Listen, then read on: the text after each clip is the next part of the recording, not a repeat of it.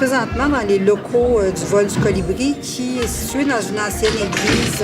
Ça s'est passé en 2009. À ce moment-là, on était quelques personnes qui venaient du milieu des centres de la petite enfance. On savait qu'il manquait beaucoup de place en service de garde éducative pour les enfants à Rouyn-Noranda. Sauf qu'à ce moment-là, il n'y avait pas de plan de développement au niveau du gouvernement du Québec pour offrir des places à contribution réduite. Ce qui fait qu'on est parti par nous-mêmes avec le support de notre communauté, soit la communauté des affaires ou même aussi dans le communautaire.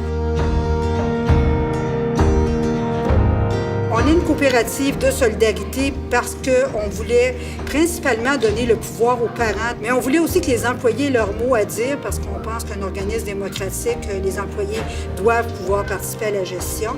Et des membres soutien aussi parce qu'on avait vraiment besoin du support de notre communauté. Pourquoi sans ristourne? De notre point de vue à nous, on ne doit pas dégager d'argent à partir de services éducatifs ou de garde à l'enfance. Pour nous, s'il y a de l'argent qui se dégage, il doit revenir à la communauté, revenir aux membres. Et c'est ce qu'on fait depuis le début du vol du Colibri. Moi, je pense que le plus grand défi, c'est d'être à leur écoute. Quand on se met à la hauteur des enfants, on est capable de comprendre leurs besoins puis d'y répondre du mieux qu'on peut. Puis c'est la même chose pour leur famille. Parce que moi, je pense que si on ne supporte pas la famille correctement, l'enfant, il y a quelque chose une racine qui va pousser moins bien.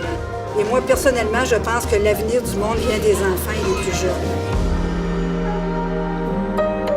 Mais le vol du colibri, c'est une légende amérindienne. Ce qu'elle dit, c'est qu'il y a un feu dans la forêt, puis le colibri, lui, essaie une goutte d'eau à la fois d'éteindre le feu. C'est pas ni l'amplitude des ailes, ni la beauté, ni la taille, ni la force qui fait qu'on peut faire quelque chose.